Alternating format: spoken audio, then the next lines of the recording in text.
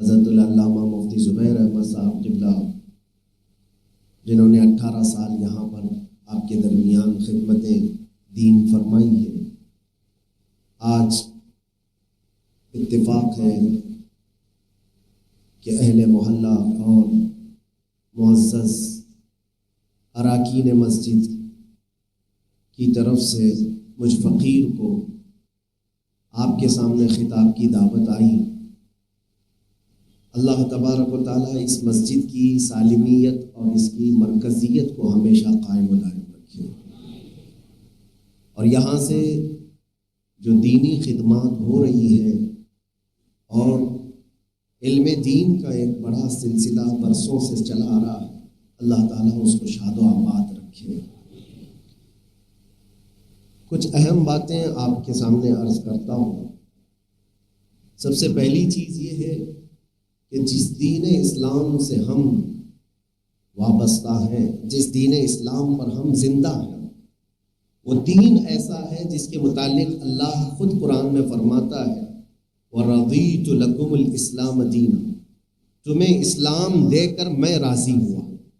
اور اللہ تعالیٰ جس چیز سے راضی ہے اس میں عیب نام کی کوئی چیز نہیں ہو سکتی۔ اللہ جس چیز سے راضی ہے اس کے اندر خرابی نہیں ہو سکتی، اور دین اسلام سے اللہ راضی ہے۔ یہ قرآن پاک کی آیت ہے اور سب سے آخری آیت ہے۔ حجۃ الوداع کے موقع پر رسول پاک صلی اللہ تعالیٰ علیہ وسلم کا جب آخری حج تھا، اس دن یہ آیت نازل ہوئی تھی۔ اللہ نے فرمایا آج کے دن میں نے تمہارا دین مکمل کر دیا اور اپنی نعمتیں تمام کر دی، اور تمہیں دین اسلام دے کر میں راضی ہوں۔ اب اس دین کے اوپر جو سوالات کھڑے کیے جاتے ہیں یہ ان کی اپنی سمجھ اور فہم کے مطابق ہوتا ہے۔ فی نفسی جو دین اسلام ہے اس کو اگر سمجھنے والا سمجھ لے تو میرے عزیزو، انسان کی فطرت کے مطابق یہ دین بنا ہوا ہے، اس میں عیب نام کی کوئی چیز ہے ہی نہیں۔ ہاں، یہ ہو سکتا ہے کہ اسلام کی تشریح کرنے والے لوگ غلط آ سکتے ہیں، اسلام کے پرچار کرنے والے غلط آ سکتے ہیں، اسلام غلط نہیں ہو سکتا۔ یہی وجہ ہے کہ نقصانات جو دین اسلام کو پہنچے ہیں وہ اس کی تشریح کرنے والوں سے پہنچے ہیں۔ کسی نے اپنے اپنی سمجھ کے مطابق یوں بتایا کہ اسلام ایسا ہے تو غلطی اس کی۔ پرانے زمانے میں ہم نے ایک بات سنی تھی کہ کسی گاؤں میں رات کے وقت ایک ہاتھی آ گیا، اور گاؤں والوں نے کبھی ہاتھی دیکھا نہیں تھا۔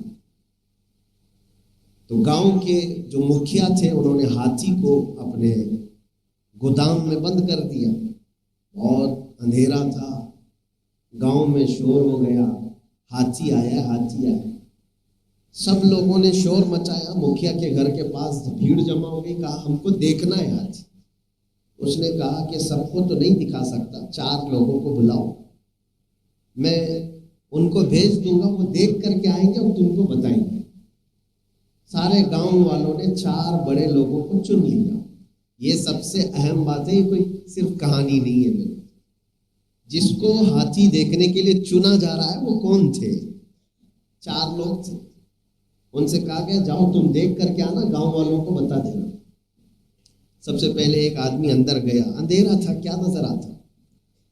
جاتے ہی ہاتھی کی پونچھ اس کے ہاتھ میں آئی۔ اس نے سوچا کہ ہاتھی جو ہے ایک پائپ کی طرح ہوتا ہے، ایک رسی کی طرح ہوتا ہے۔ ہاتھی باہر آیا اور اس کے بعد لوگوں سے کہا، لوگوں نے پوچھا ہاتھی کیسا ہے؟ اس نے کہا ایک رسی کی طرح ہوتا ہے ہاتھی۔ دوسرا شخص اندر گیا، اس کے ہاتھ میں سیدھے ہاتھی کے پیر آ گئے۔ وہ ہاتھی کے پیر کو ادھر ادھر سے ناپا اور اندھیرے میں دیکھ کر باہر آیا اور کہا۔ لوگوں نے پوچھا کیسا ہے ہاتھی؟ کہا وہ پہلا والا جھوٹ بول رہا ہے، رسی کی طرح نہیں ہوتا، ایک پلر کی طرح ہوتا ہے ہاتھی۔ ایک گھر کا جو بڑا پلر ہوتا ہے عمارت کا، ویسا ہوتا ہے ہاتھی۔ تیسرا گیا، اس کے ہاتھ میں تو پیٹ آ گیا۔ اس نے آ کر کے کہا ہاتھی ایک ڈھول کی طرح ہوتا ہے۔ چوتھا گیا، اس کو سونڈ نظر آئی۔ اس نے کہا نہیں، ایک تو ہاتھی ایک موٹے پائپ کی طرح ہوتا ہے۔ چاروں کا اختلاف ہے۔ دیکھا ایک ہی ہاتھی کو ہے۔ مسئلہ یہ ہے کہ جو اندھیرا ان کے بیچ میں ہے، اس لیے صحیح معنوں میں ان چاروں نے ہاتھی کو دیکھا ہی نہیں، اور انہوں نے آ کر کے جو بیان کیا لوگوں کو ماننا تھا۔ یہاں آ کر کے میرے عزیزوں ایک بہت عظیم بات میں آپ کے سامنے کرنے جا رہا ہوں۔ جنہوں نے اسلام کو پڑھا ہی نہیں، دور سے صرف چھو لیا اور باہر آ کر کے بتایا اسلام ایسا ہے، تو لوگوں نے اندھا دھند ان کی پیروی کی اور گمراہ ہو گئے۔ اسی لیے اللہ کے نبی صلی اللہ علیہ وسلم ارشاد فرماتے ہیں، قیامت کے قریب تم دیکھو گے کہ لوگ جاہلوں کو اپنا سردار بنا لیں گے، اور وہ بغیر علم کے فتویٰ دیں گے اور خود بھی گمراہ ہوں گے اور دوسروں کو بھی گمراہ کریں گے۔ جن کو اسلام کی تشریح آتی نہیں، ان کے ذریعے سے اگر اسلام کو دیکھا جائے گا تو انسانوں کا، مسلمانوں کو گمراہ ہونا ضروری ہو جاتا ہے۔ اسی لیے سب سے پہلی چیز یہ ہے کہ علم کی روشنی اس کے پاس ہو، کما حق ہو، وہ اسلام کو سمجھا ہوا ہو، اور جب وہ تشریح کرتا ہے تو اسلام کی صحیح معنوں میں وہ تصویر لوگوں کے سامنے پیش کر سکتا ہے۔ ورنہ ہوتا یہ ہے، ایک بادشاہ آیا اور اس نے ایک مسلمان کو بلایا اور کہا کہ قرآن میں تو یہ فَاقْتُلُوا الْمُشْرِكِينَ حَيْثُ وَجَدْتُمُوهُمْ، مشرکین کو جہاں پاؤ قتل کر دو۔ تو کیا یہ حکم صحیح ہے قرآن میں؟ وہ سیدھا سادہ مسلمان تھا، تھوڑا بہت پڑھا لکھا ہوگا، نیم ملا ہوگا، اس نے کہہ دیا ہاں یہ بالکل پکا حکم ہے، جہاں پاؤ قتل کرو۔ تو بادشاہ نے کہا تم کیا قتل کرو گے، میں کرتا ہوں۔ اس کو بھی مارا اور جہاں جہاں مسلمان ملتے تھے قتل کرتا چلا گیا۔ بادشاہ مشرک تھا، اس نے کہا جب ہمارے قتل کی بات آئی ہے تو ہم پہلے کرتے ہیں، ہمارے پاس پاور ہے، ہمارے پاس طاقت ہے۔ دن بھر میں اس نے ہزاروں لوگوں کو قتل کر ڈالا، اور یہ سلسلہ چلتا رہا چلتا رہا۔ جو جید علماء تھے ان کے پاس یہ بات پہنچی کہ یہ بادشاہ کو ہو کیا گیا ہے۔ تو ایک جماعت علماء عالم البلد جن کو کہا جائے، شہر کے سب سے بہترین کامل علماء تھے، وہ آئے، کہا کہ ہمیں بادشاہ سے ملنا ہے۔ بادشاہ نے کہا کہ کیا بات ہے، کس بات پر آپ ملنا چاہتے ہیں؟ انہوں نے کہا کہ آپ کس بنیاد پر سارے لوگوں کا قتل کر رہے ہیں؟ کہا آپ کی کتاب میں، قرآن میں یہ کہا گیا ہے مشرکین کو جہاں پاؤ قتل کرو، تو یہ حکم اگر ہے تو ہم سب قتل کیے جائیں گے، اس لیے میں چاہتا ہوں کہ پہلے ہی میں تم لوگوں کا صفایا کروں۔ اس عالم دین نے کہا یہ کس نے آپ کو اس طرح کی تشریح کی، کس نے بتایا اس طرح کہ جہاں پاؤ قتل کرو؟ قرآن کا یہ جو حکم آیا ہے کس سندرب میں ہے، کس پس منظر میں ہے؟ آپ کو ہم بتائیں، یہ حالت جنگ کے معاملات۔ جنگ جب دو لوگوں کے درمیان چل رہی ہے تو جنگ کے حالات میں تو دو فوجیوں کو آمنے سامنے ہوتے ہیں تو بہت سارے آرڈر دیے جاتے ہیں۔ ایمرجنسی کا وقت ہو تو ملک میں بھی یہ قانون لگایا جا سکتا ہے کہ کچھ لوگ اندر گھسپیٹ کر چکے ہیں، وہ جہاں پائے ان کو شوٹ کرو، اس لیے کہ ان سے ملک کا نقصان ہو سکتا ہے۔ یہ حکم خاص وقت کے لیے ہے، نہ یہ کہ ہر دن اور ہر وقت کے لیے۔ قرآن کا یہ حکم اس طرح عام نہیں ہے جس طرح سے آپ کو پہلے والے آدمی نے بتا دیا۔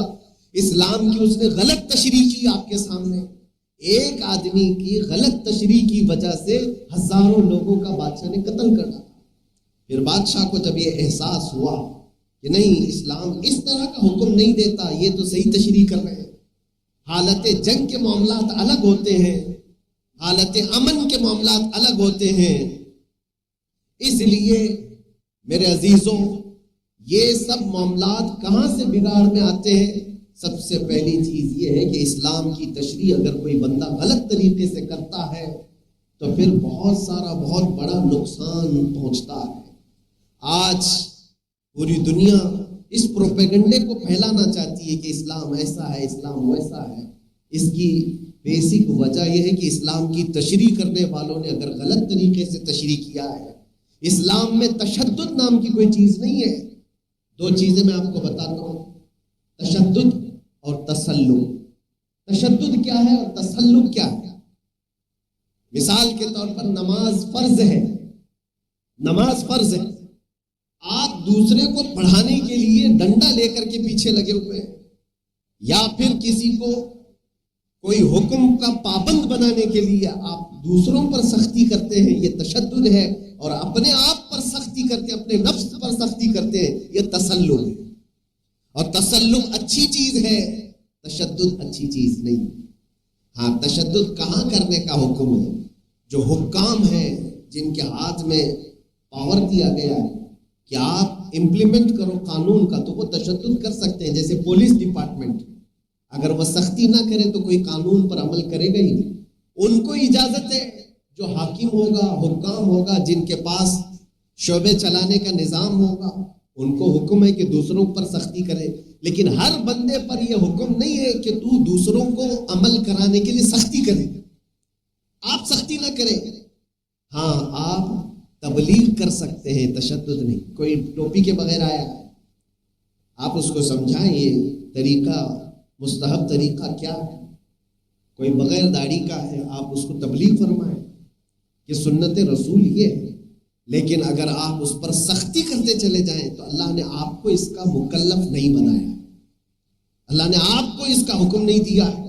ہاں، جو حکام اسلام ہوں گے، جہاں اسلامی حکومت ہوگی، وہ سختی کر کے کوئی چیز کا حکم نافذ کرا سکتے ہیں۔ لیکن آج یہیں سے جو بگاڑ پیدا ہوا ہے، تشدد کرنا، اور یہی تشدد کی یہ جو آج اصطلاح چل رہی ہے، اسی میں کئی جماعتیں پیدا ہوئی دنیا میں۔ خاص طور پر بدنام زمانہ جو جماعت پیدا ہوئی ISIS نام سے، اس کا نظام ہی یہ تھا، تشدد کرنا۔ ان کے متعلق اگر معلوم کیا جائے تو یہ ہے کہ وہ سختی سے کسی چیز کو نافذ کرنا چاہتے ہیں، سختی سے کنٹرولنگ حاصل کرنا۔ اور اس سختی کے معاملات میں انہوں نے جو کیا ہے، اللہ کی پناہ۔ عراق میں، شام میں جا کر کے دیکھیں حالات، انہوں نے تو لڑکیوں کو گرفتار کر کے بازاروں میں بیچا بھی ہے، ان کو باندیاں بنا کر کے۔ کتنے 12 سال کی لڑکیاں، 14 سال کی لڑکیاں۔ اور پھر اگر وہ یہ دعویٰ کرتے ہیں کہ خلافت نافذ کی جائے گی، کہاں خلافت اور کہاں تمہارے اعمال۔ یہ تشدد کے ذریعے سے اسلام کے چہرے کو بگاڑنے کی کوشش ہے۔ جب کبھی اسلام کی تشریح غلط لوگوں کے ذریعے سے ہوگی تو اسلام کو اس کا نقصان اٹھانا پڑتا ہے۔ یہ جو آج معاملات دہشت گردانہ حملوں کے، ہم اپنے ملک میں بھی دیکھ رہے ہیں اور دوسری جگہوں پر بھی دیکھ رہے ہیں۔ مسلمان بن کر کے اگر کوئی اس طرح کے حالات کرتا ہے تو وہ اسلام کے اوپر دھبا لگاتا ہے۔ اسلام نے اس چیز کا آرڈر دیا ہے کبھی تمہیں؟ اسلام نے تمہیں حکم دیا ہے کہ اٹھاؤ تلوار اور جہاں پاؤ مارو؟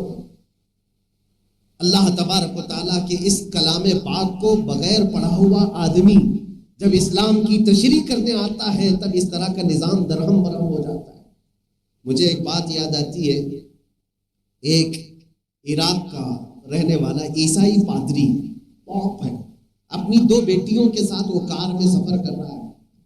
اس وقت حالات بہت کشیدہ تھے، جب یہ داعش جو کٹر پنتھی جماعت ہے، اس کے نوجوان جگہ جگہ بندوقیں تانے ہوئے سڑکوں پر کھڑے رہتے تھے، کسی کو بھی شوٹ کر دیتے تھے۔ وہ عیسائی پادری اپنی 2 بیٹیوں کے ساتھ سفر کر رہا تھا، بیچ میں اس کو روک لیا گیا۔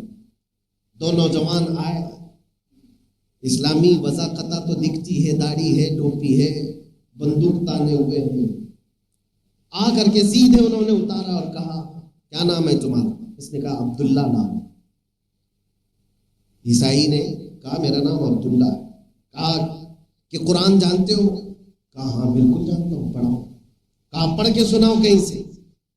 اس نے پڑھنا شروع کیا، عیسائی پادری جو تھا، لیکن وہ پڑھ رہا تھا بائبل کی آیتیں پڑھتا جا رہا تھا، قرآن کا ایک حرف بھی اس کو معلوم نہیں تھا۔ عیسائی پادری تھا، پڑھا اس نے کافی دیر تک۔ دونوں نوجوانوں نے کہا ہاں ٹھیک ہے، چلو جاؤ آگے بڑھ جاؤ۔ آگے بڑھنے کے بعد اس کی بیٹیوں نے اس سے پوچھا کہ بابا آپ نے جب اس لوگوں نے روکا تو آپ نے جو پڑھ کے سنا ہے وہ تو بائبل تھی، انجیل تھی، پھر انہوں نے کیسے چھوڑ دیا؟ آپ نے کتنا یقین کے ساتھ پڑھا کیسے ان کے ساتھ؟ آپ کو یہ نہیں پتا تھا کہ وہ پکڑ لیں گے؟ وہ ہنس کر کے کہا مجھے یقین تھا اگر وہ قرآن پڑھے ہوئے ہوتے تو اس حالت میں کبھی راستہ چلنے والوں کو پکڑتی ہی نہیں۔ مجھے پتا تھا کہ ان کو قرآن کچھ نہیں آتا، انہیں جو پڑھ کر کے سنایا جائے وہ قرآن سمجھ لیں گے۔ یہ حالات ہیں میرے عزیزوں، جن لوگوں کے ہاتھوں میں کچھ نہ کچھ ہتھیار تھما کر کے دنیا بھیج رہی ہے۔ اس لیے اپنے نوجوانوں کی تربیت اس انداز سے کرو کہ نوجوانوں، انٹرنیٹ کا زمانہ ہے اور یہ سوشل میڈیا کا زمانہ ہے، کہیں پر بھی تم داخل ہوتے ہو کسی میدان میں تو سوچ سمجھ کر کے جاؤ۔ تمہارا ایک شیئر کرنا، تمہارا ایک ٹیگ کرنا، کہ تمہارا لائک کرنا، اس کا بھی حکم نافذ ہوتا ہے۔ کفر کو صحیح مان لینا، غلط چیز کو صحیح تسلیم کر لینا، اس پر بھی حکم نافذ ہوتا ہے۔ اس لیے انٹرنیٹ کے دور میں بہت سارے، میں نے خود آپ کو بتاؤں، 2 ایسے نوجوانوں کو جیل کی سزا کاٹتے ہوئے میں نے دیکھا ہے، جو صرف اور صرف سوشل میڈیا پر ایکٹیو تھے اور کسی کی ویڈیو شیئر کرتے تھے اور اس کو لائک کیا کرتے تھے۔ کام ان کا کچھ نہیں ہے، لیکن حکم ان کے اوپر ہے۔ تم اس طرح کی چیزیں پسند کرتے ہو تو اس کا مطلب ہے تمہاری مانسکتا بھی ایسی ہے۔ جب یہ دنیا کا قانون ہے تو یاد رکھو قیامت کے دن بھی یہ قانون نافذ ہوتا ہے۔ قرآن پاک کی 19ویں پارے کے پہلے صفحے کی یہ آیت ہے، اللہ تعالیٰ فرماتا ہے بہت سارے لوگ ایسے ہوں گے جن کو کھینچ کر لے جایا جا رہا ہوگا اور وہ جہنم کی طرف، وہ چیخ کر کے کیا کہتے ہیں، یا ویلتا لیتنی لم اتخذ فلانا خلیلا لقد اضلنی عن الذکر بعد اذ جاءنی۔ کہتا ہے کہ کاش میں فلاں کی دوستی نہیں کیا ہوتا تو اچھا ہوتا، میرے دوست نے مجھے اللہ کے ذکر سے روک دیا اور گمراہ کیا تھا۔ دوستی اگر تمہاری غلط سنگت میں چلی گئی ہے تو قیامت کے دن دوست جہاں جا رہے ہوں گے وہاں تمہیں بھی لے جایا جا رہا ہوگا۔ کس صحبت میں بیٹھتے ہو یہ ہمیشہ یاد رکھو۔ آس پاس اللہ کے نبی صلی اللہ تعالیٰ علیہ وسلم نے ارشاد فرمایا، اچھے لوگوں کی صحبت میں بیٹھنے والے کی مثال عطر کی دکان میں جانے کے برابر ہے۔ عطر کی دکان میں جاؤ گے، خوشبو نہ بھی لگاؤ تو بدن میں خوشبو آ ہی جاتی۔ اور برے لوگوں کے ساتھ بیٹھنے کی مثال میرے آقا نے فرمایا ایسے جیسے کوئلے کی کان میں جا کر کے آیا، کام تو کچھ نہیں کیا لیکن کالک ضرور لگ جاتی ہے۔ کوئلے کی کالک اپنے کپڑوں پر کچھ نہ کچھ لگ جاتی ہے۔ اپنی مجلسوں کو دیکھ سمجھ کر کے بیٹھا کرو، اختیار کرو۔ نوجوانوں، یہ صرف اور صرف میں سوشل میڈیا کی بات نہیں کر رہا ہوں، میرے پاس وہ ساری چیزیں موجود ہیں۔ آج جو انویسٹیگیشن ہوتی ہے کسی کے اوپر تو سب سے پہلے اس کے فرینڈ سرکل کو بھی چھانا جاتا ہے، ڈھونڈا جاتا ہے۔ اس کے فرینڈ سرکل میں کون کون لوگ ہیں، کس طرح کے لوگوں کو اس نے ایڈ کیا ہوا ہے۔ واٹس ایپ گروپ چلاتا ہے تو اس کے گروپ کے اندر کیسے ممبرس ہیں، یہ دنیا میں دیکھا جا رہا ہے، قانون میں دیکھا جاتا ہے۔ اس لیے دیکھا جاتا ہے کہ اس کی مانسکتا پتہ چلے، اس کی ذہنیت پتہ چلے، کیسے دوست یہ اختیار کرتا ہے۔ یاد رکھو جب یہاں تمہارے فرینڈ سرکل کی وجہ سے قانون کا شکنجہ تم پر کسا جاتا ہے تو پھر قیامت کے دن بھی یہی حال ہونے والا ہے۔ قیامت کے دن یہ حال ہوگا۔ برے دوستوں کی وجہ سے کئی لوگ دوزخ کی طرف جا رہے ہوں گے، کئی لوگوں کو جہنم کی طرف لے جایا جا رہا ہوگا۔ سب سے بہترین چیز کیا ہے میں آپ کو بتاتا ہوں میرے عزیزوں۔ حضرت انس رضی اللہ تعالیٰ عنہ صحابی رسول ہیں، چھوٹی عمر کے تھے۔ وہ کہتے ایک حدیث میں نے رسول اللہ سے سنی ہے اور اس حدیث کو سننے کے بعد مجھے زندگی میں جتنی خوشی آئی اس سے بڑی خوشی کبھی آئی نہیں، اس سے بڑی خوشی کبھی آئی نہیں۔ تو ان سے پوچھا گیا کون سی ایسی حدیث آپ نے سنا، اللہ کے نبی صلی اللہ علیہ وسلم سے کون سی ایسی بات آپ نے سنی ہے؟ حضرت انس رضی اللہ تعالیٰ عنہ فرماتے ہیں اللہ کے نبی صلی اللہ علیہ وسلم نے فرمایا المرء مع من احب، قیامت کے دن ہر آدمی اس کے ساتھ ہوگا جس سے وہ محبت کرتا ہے۔ حضرت انس نے کہا مجھے فخر ہے اس بات پر کہ میں رسول اللہ سے محبت کرتا ہوں، اللہ کے نبی صلی اللہ تعالیٰ علیہ وسلم سے میں محبت کرتا ہوں، ابو بکر صدیق سے محبت کرتا ہوں، عمر بن خطاب سے محبت کرتا ہوں۔ میں نے پوچھا اللہ کے نبی میں آپ سے محبت کرتا ہوں تو میں کہاں رہوں گا؟ حضور نے مسکرا کر کے کہا انس تم میرے ساتھ رہو۔ یہ حکم سب کے لیے میرے عزیزوں، سب کے لیے۔ تم دنیا میں جس سے محبت کرتے ہو، جس کی چیزوں کو پسند کرتے ہو، قیامت کے دن اسی کے ساتھ اٹھائے جاؤ۔ نوجوانوں سے میں پوچھتا ہوں آج تم نے اپنا آئیڈیل، اپنا ہیرو کس کو بنا رکھا ہے؟ تم کس کے فین بنے پھرتے ہو؟ ذرا سوچ سمجھ کر کے دنیا میں آئیڈیل منتخب کرنا۔ وہ نوجوان جو فیشن کی دنیا میں بھاگے چلے جا رہے ہیں، ان کے ہیئر کٹنگ سٹائلز، ان کے کپڑے پہننے کے سٹائل، ان کے چلنے پھرنے کے انداز، ان کے ہر چیز خریدنے کے انداز، یہ ساری چیزیں تم کس کو دیکھ کر کے کر رہے ہو؟ یہ تمہاری زندگی پر بھی اثر پڑتا ہے اور آخرت پر بھی اثر پڑے گا، آخرت پر بھی اثر پڑے گا۔ دنیا کو یہ نہ دیکھو دنیا کس چیز میں فیشن کرتی ہے۔ میرے عزیزو، دنیا کفار و مشرکین کے لیے جنت کی طرح ہے، انہیں جنت کی طرح جینے دو۔ تمہیں یہاں ان کو دیکھنے کے لیے نہیں بھیجا گیا، تمہیں یہاں بھیجا گیا ہے اپنے نبی مکرم کو دیکھو، ان کے صحابہ کو دیکھو، اور اگر ان کے اخلاق و کردار کے ساتھ چلو گے تو میرے عزیزو، ہم نے دنیا میں بھی عزت دیکھی ہے۔ آج جو دنیا میں عزت دیکھی ہے، اللہ کا کروڑہ احسان۔ میں جس علاقے میں بھی گیا، لوگوں کا ہجوم میں نے اپنے ارد گرد پایا ہے۔ وہ اس لیے نہیں کہ میں کوئی بہت بڑا پرہیزگار یا کوئی بڑے منصب والا یا کوئی سیاسی عہدے والا، کچھ نہیں ہے میرے پاس، کچھ نہیں ہے۔ میں ایک چھوٹا سا طالب علم ہوں، جنوب ہند کا رہنے والا، ایک چھوٹی سے علاقے کا، لیکن لوگوں کے، ہزاروں لوگوں کے دلوں میں اللہ نے جو محبت رکھی ہے وہ نام مصطفیٰ کی برکت ہے۔